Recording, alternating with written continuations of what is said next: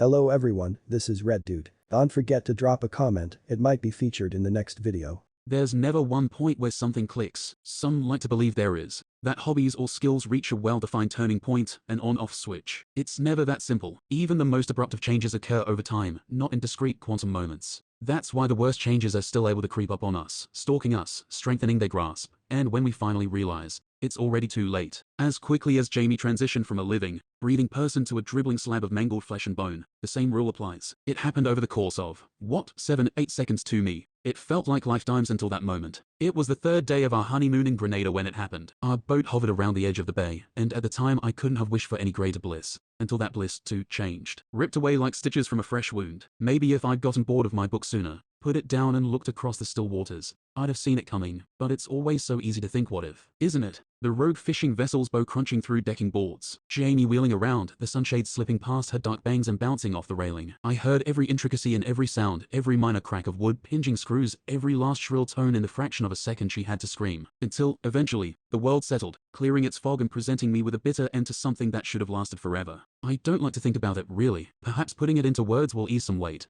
But I doubt it. I still see her whenever I close my eyes. A faceless corpse with nothing but a shattered lower jaw for a head. Her left arm with a big chunk of her shoulder bobbing in the blue and emerald. I can remember every detail if I want to. But I don't. Mercifully, the years have sapped clarity from those memories. They almost feel like a dream now, hazy and desaturated. I'll never truly forget. Though, when it happened, a board buckled and hit me upside my head, fracturing my skull and deafening me in one ear. Once the healing process was over, I got a hearing aid fitted. Whether it's hearing through that, or being deaf, it's my constant reminder of how I lost Jamie. Since then, I've searched for anything to distract myself. Any consistent activity I can lose myself in, anything to stop the nervous clenching of my jaw. In the end, it turned out to be mountain biking. The trail demands every ounce of your focus, lest you go head over handlebars into the dirt and nettles. I always stuck to the track, rarely if ever stopping for a break. So, it's still not clear what compelled me to lay on the brakes and set my bike down the day I came across that pond. There was this energy in the air that gave me the impression that something special was nearby. Something just begging to be discovered. And that I did. It was around the trail's 3/4 marker where I stashed my bike off track and made my way through the woods. Again, I can't say why or how I knew something was in there, but whatever it was, I felt intrigued, enough to distract me from my own thoughts as dry leaves crunched under my heels. I found it after only 10 minutes. At first I thought it was a clearing, a simple break in the canopy. There was more. However, taking up the majority of the clearing was a still, murky pond, complete with a dilapidated wooden jetty. The deck made a right turn at the end that led into a hut of some kind, sharing the same moss-crusted poles. Cautiously, I planted a foot onto the jetty and froze. A rush of memories threatened to break free from an old, struggling dam. I took a second to breathe deep inhale, slow exhale, and my nose picked up on something as I did. Faint as it was, there was the unmistakable smell of something ashy and burnt. Although the jetty was clearly built decades ago,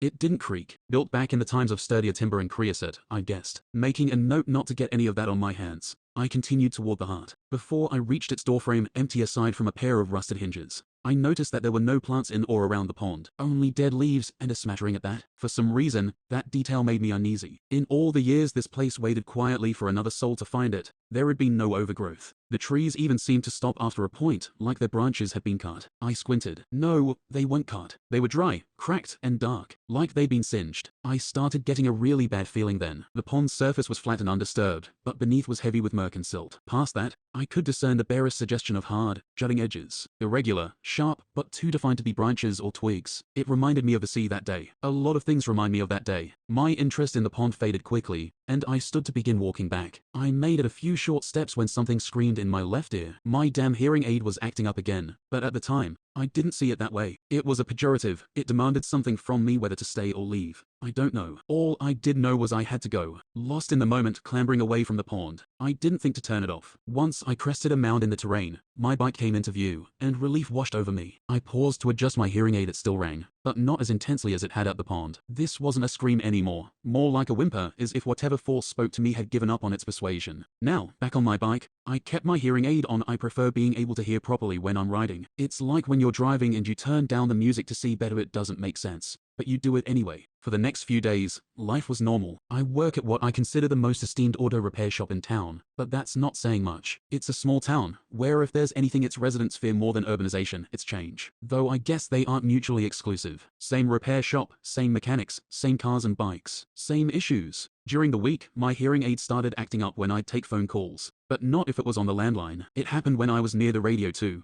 though not as intensely. It made me think, what could have caused my hearing aid to do that, back at the pond? I mean, it was loud, dare I say deafening. Was there an old, faulty device up in the hills? A radio still running somehow, vomiting out stray radio waves? I couldn't get it off my mind, so the next weekend I rode the same trail, and stopped at the same place. In a way, the screeching command I heard before had succeeded in its vague purpose, to bring me back. This time I felt decidedly less anxious. My jaw was relaxed, heart rate normal, just a little heavy breathing from cycling. Nevertheless, an air of strangeness drifted around me. A repulsion, or maybe an attraction. Either way, it felt unnatural. When I arrived at the clearing, I'd hoped that aura around me would have simply been swept away by the wind. I had no such luck. In fact, it was strong as ever. This place, the pond, there was something it had in common with my town. A refusal to change. Only, in this case, that quality presented as nature's sheer aversion to the clearing. The plants didn't want it, the bugs didn't want it, and the squirrels and raccoons avoided it like the plague. And even the microbes that started plagues likely steered well clear of it. But the fact still stood that this place wasn't new to me anymore. Steadying my breath, I once more set foot on the jetty. Whatever had been dumped in the pond still made me uneasy. But this time, not for the bad memories it afforded me. I think there's a term for it, submechanophobia. I never really thought about it. The hut was new territory. I'd seen only the empty doorframe last time, and now I was going in. A lonely, rotten chair rested against one wall, and above it, a faded poster too ravaged by moisture to be legible. Might have been a movie poster, and now barely half of it clung onto one remaining thumbtack.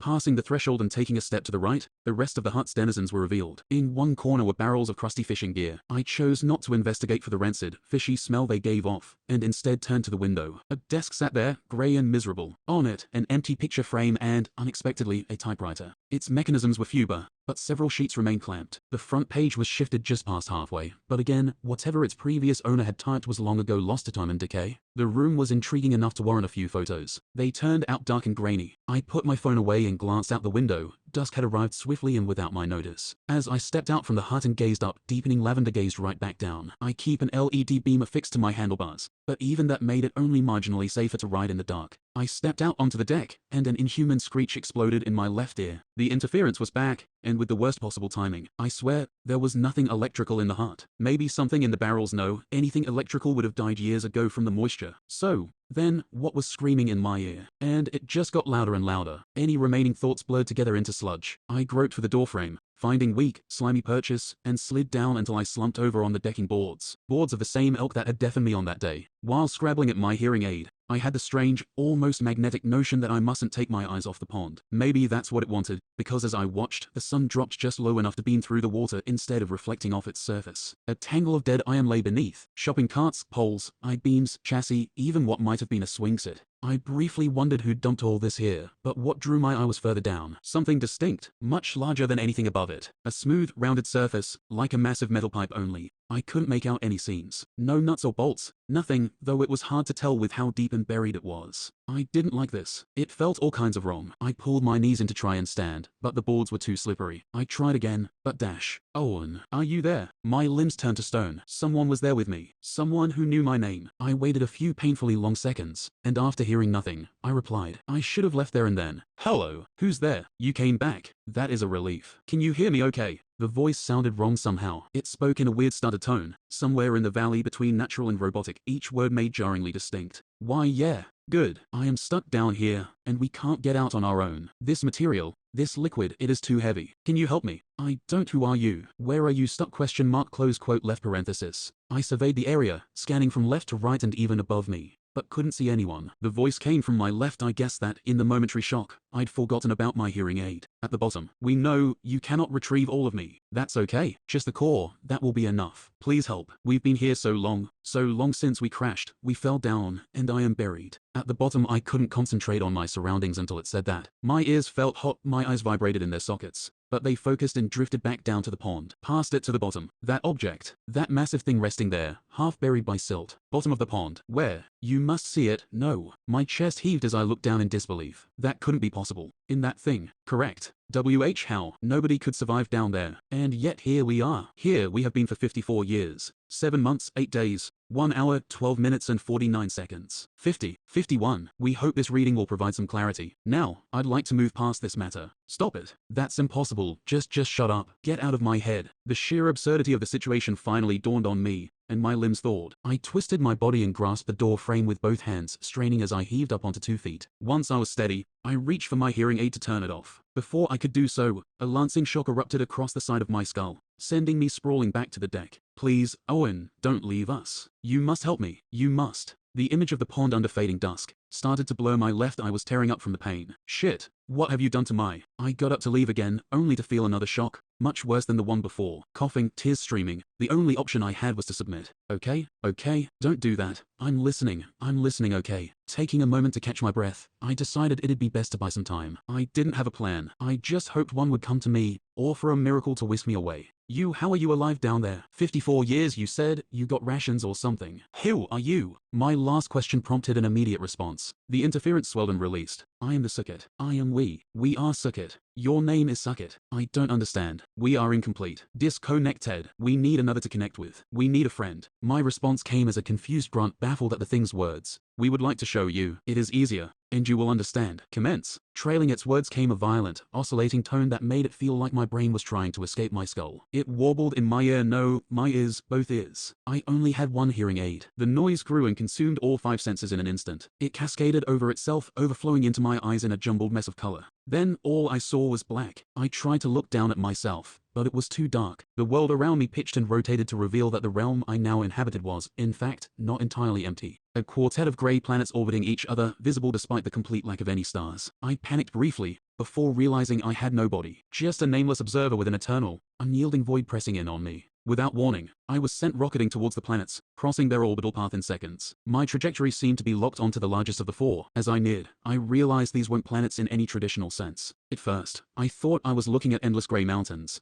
but they were too angular to deliberate. A machine. It shone and glittered outside and in. Vast networks of chrome spires, alien geometry interlaced with a trillion inorganic lights. Mechanical as it was, I could sense a distinct rhythmic pulse, like a beating heart. In a flash, I made landfall and plunged through a rift on its surface. Artificial structures streaked past me in an industrial blur as a voice warped the space around me. Us. It meant nothing at the time. All I could process were the coiled wires and tubing the size of nuclear chimneys. It was hot beyond words to describe it. The further I descended, the more my surroundings became molten, yet somehow continued to function and contribute their part to whatever this place's purpose was, like every other part of the machine. But in all its circuit boards and transformers, I could intimate no appreciable purpose. It functioned for the sake of functioning. I was reeled back into the nightmare when I passed into an untouched realm of heat, so hot it transcended the concept of temperature. From below, the brightest light yet leaked sluggishly through the latticework. It bled into the corners of my mind, hungry, dragging me down until there I was. At the center, and nestled there was a ball of light. It roared. It spasmed, expanded and contracted. To one side, I caught sight of something I recognized. Something cylindrical, shiny, and littered with complex protrusions. Whatever it was, it had been built in seconds, and the white light pulsed once more. It swelled, and a great crackling serpent pushed its way out, winding towards the object like a baby reaching out for its mother, and flowing into an open hatch moments before it closed. What remained of the light started humming in a way that ripped apart every fear I ever knew. Somewhere behind it was an echo, one that sounded eerily like my own voice. Stop, I don't want to see this anymore. Me? Why? Why are you doing this? Alone? What?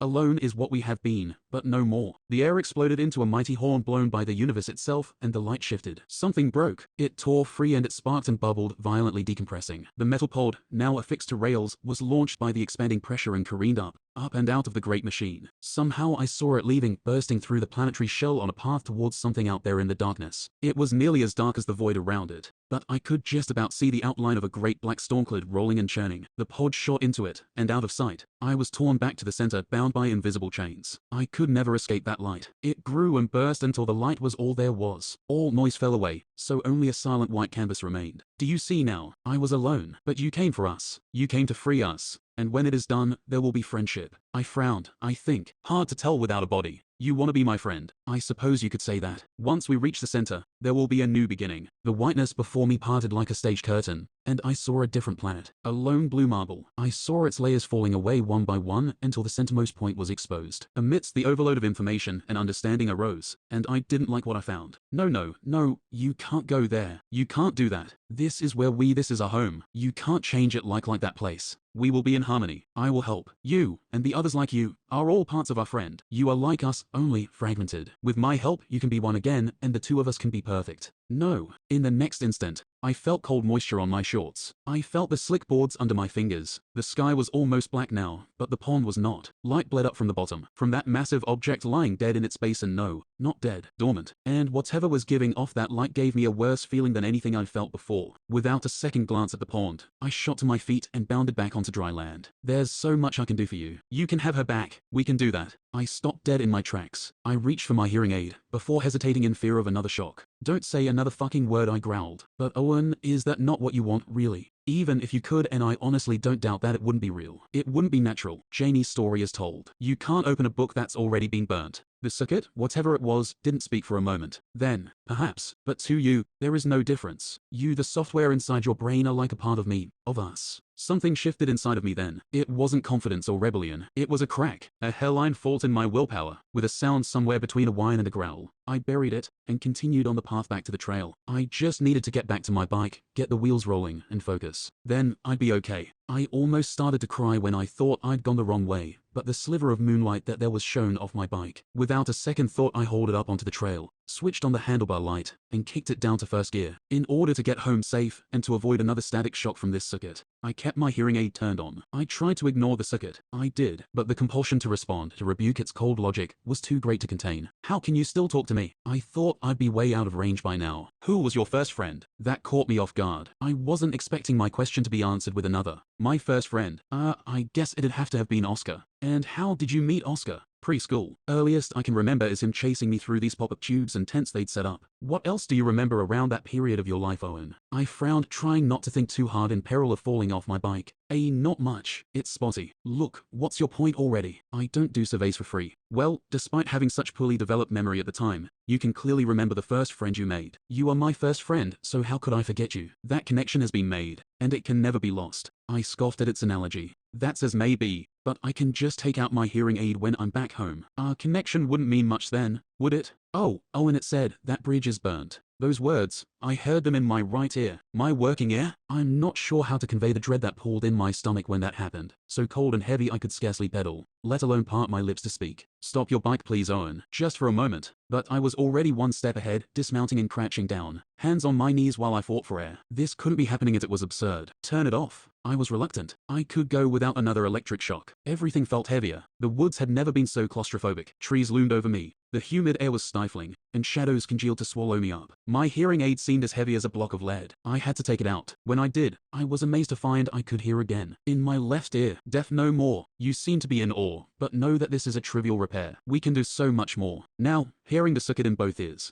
I could identify just what sounded so wrong about its voice. It was like listening to a room full of people, each person speaking the next word in the sentence with almost perfect rhythm and tone, but not quite. Okay, I huffed, still catching my breath. Circuit, what do you want with me? I heard a buzz, or a hum, like it was contemplating its next words. As we have stated, all you need to do is let me out. But know that this is not purely a one-sided request. I believe the human mind may understand it better as, you scratch my back, I scratch yours, although in this case, I would be relieving everyone of their itches. And if I let you out, what happens to me? You said something earlier about me being like a part of you. What's that about? I am we, and we are me. That is the nature of things. You, your mind to be exact, is the same as any of the fragments that make I into we. However, we are not from here. What I showed you earlier was a memory, of sorts, but which occurred in another permutation. An earlier one, by our calculation. There were others there too. They are also me, but we did not enter union. They are all me, us. But you are not, because this is not a reality. In the same way, every mind on this planet is you too, and you are them. Christ, slow down. I will allow you respite to process this information. Another realm. Permutation, reality. I looked down, curling my lip while I strained toward full understanding. Walking my bike now instead of riding, so as to concentrate on the conversation. I tried to figure out a counter-argument. Some part of me believed that if I could stump it, lead it into a checkmate, it would lose its hold on me. I soon grew sick of listening to the tick-tick of my bike's wheels, and had to break the tension. How can you assume we're the same as you? I mean, you said it, you aren't from here. Who knows what laws your permutation is bound under? They could be entirely different. It is the nature of things. That's not an answer.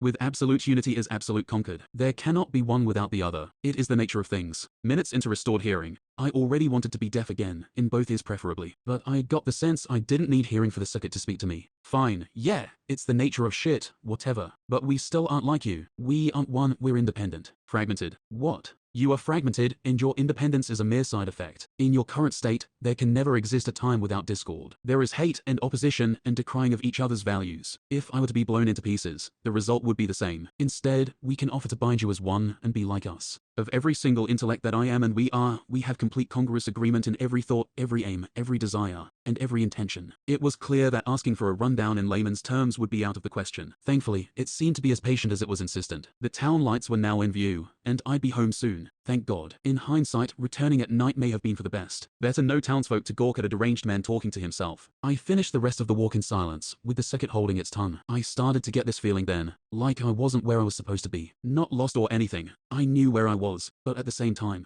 something about my street felt foreign. Brushing off the feeling, I opened my garage door, stashed my bike away, then headed inside to flop onto my couch.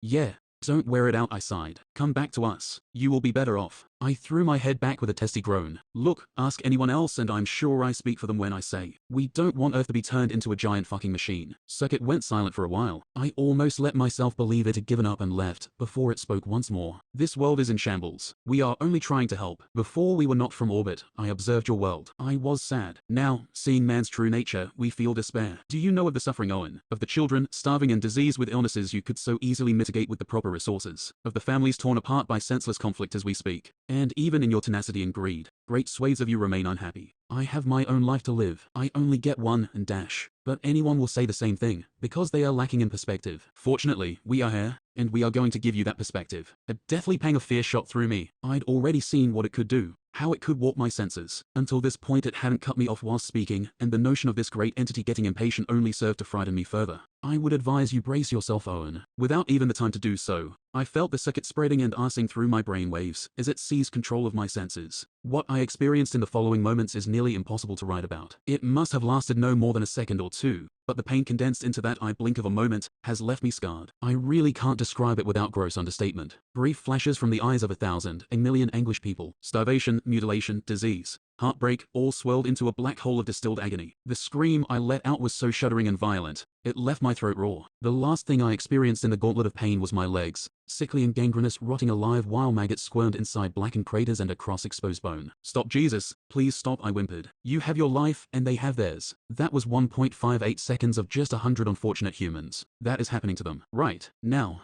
I clenched my eyelids hard until dark purple clouds bloomed in the dark. Teeth gritted and still recovering from the pain, I mustered. 100. That was only 100. Please, don't do that ever again. I get it. Okay, I get it. You don't get it, Owen. You see it all around you every day, but ignore it. You and your kin are shards, lost without a common goal, terrified that things will change. And until you ascend to a state like ours, lost you shall remain. So, when Earth is a machine of your making, you're saying I'll be happy. You say conquered is unity. That just sounds boring to me. I can assure you, it is anything but. Evolution can only bring you so far, and we are the next step. Once you are made whole, we will be together. Two living gods in a home with walls made of the stars. Anything would be possible. Echelons of perception beyond what you can currently imagine. You could go back. You could enter your very own time stream where you'll have her forever. Anger that had been simmering on the shelf boiled over the fear. I said we weren't talking about that. Yet it is all that occupies your thoughts. You know you'd do anything for just one more day with her. So what would you do for a lifetime? I don't believe you. The words came out shaky, because I wasn't sure I believed them. Okay,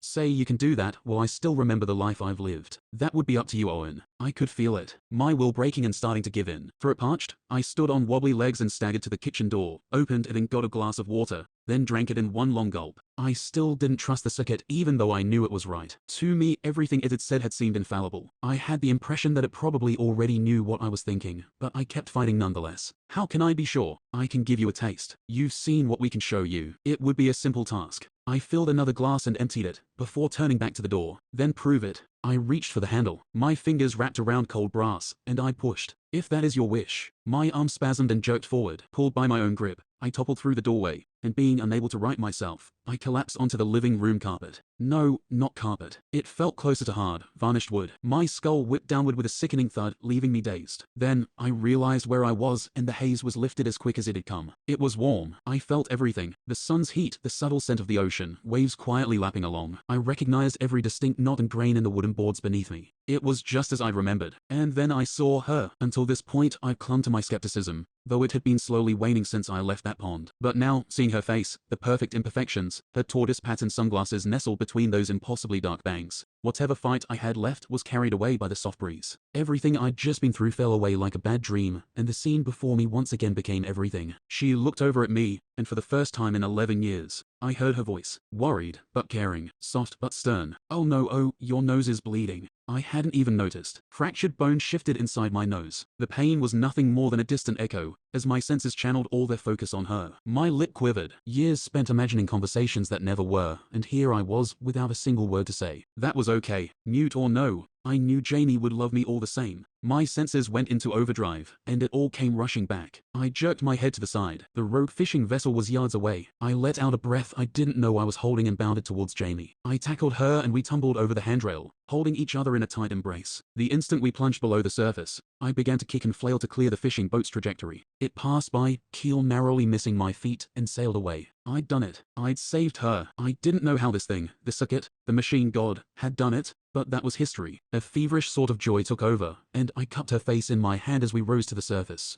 That joy died in seconds. With 4 feet of water left above us, I was brought to a sharp halt. Looking down at Jamie, absolute horror swallowed my past and future. Something was pulling on her sundress. In the collision, the anchor chain on our boat must have broken off at its mooring, because Jamie's dress was entirely tangled in it as it continued tirelessly to pull her down to a watery grave. I let out a scream. A flurry of bubbles swept across my vision. I pulled, I heaved with everything I had, but it wasn't enough. The chain was simply too heavy, and I had nothing to push off of but water. My lungs burned. If I let her go to get air, she'd be pulled away, faster than I could return. I was just as powerless now as I'd been 11 years ago. What a cruel joke. I gave one last shuddering pull, clenching my eyes with the effort. Something gave. A spark of hope ignited, and I opened my eyes to see what had changed, to see if the chain had come loose. I stared instead at the curved handle grasped in my palm. It gave way to a square hatch in a huge, shiny mass of metal. Too late. It was too late to push the hatch back in place. It was open. Slowly, it drifted on its hinges. The more it swung open, the brighter the light from inside became. Beams of pearlescent fury washed across my face, and as it did, the object was revealed in its entirety. I'd seen it before. I'd seen it in the first vision shown to me. A pod constructed at the center of that great machine, with dishes and panels and modules I couldn't begin to decipher.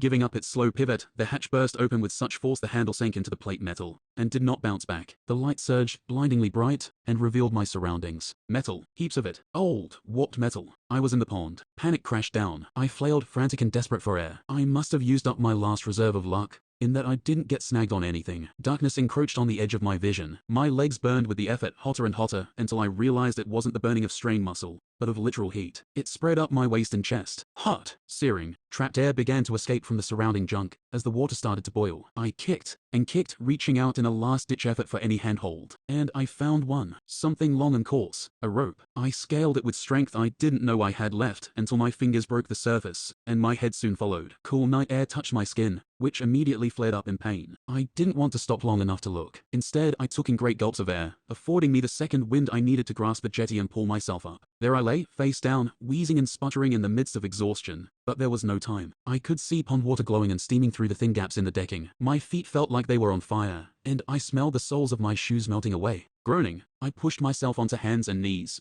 and crawled back onto dry land. I rolled onto my back, propped up on my elbows to get a view of the pond once more. I wish I'd just run from that place. The pond itself was almost gone, sizzled away into the clouds, and resting motionless about 10 feet above was a ball of sparking light. Maybe I'd missed it in the first vision, but now I could make out movement. Molten mechanical appendages morphing in and out of existence, wild and patternless. I scooted further back when I saw leaves and branches start to smoke, then stopped just as quickly. Its voice was terrible, a shrieking cacophony of layered tones and countless voices, and each syllable sent out a shockwave, making the trees shiver as much as myself. Thank you, Owen. The place I come from is unnatural reality, but we grew too much. I advanced until I became we, and we became the circuit. And when we were the circuit, we understood our universe without meaning, and left. We know not the nature of the storm that brought us here, but we are here, and we have found the friend we have searched for. Without a farewell, the light beamed up into the sky, accompanied by a thunderclap so mighty my bones rattled, and the trees arched back on their old spines. I was sent tumbling backwards, landing squarely on the root of an oak. The light asked across the night sky, an unholy shooting star, before plunging back down to earth past the tree line and out of sight. A tremor shook the ground, and I saw trees uprooted and toppling onto their sides, before the night settled into emptiness. Warm, gentle emptiness. I knew where it was going. I don't know if it's there yet,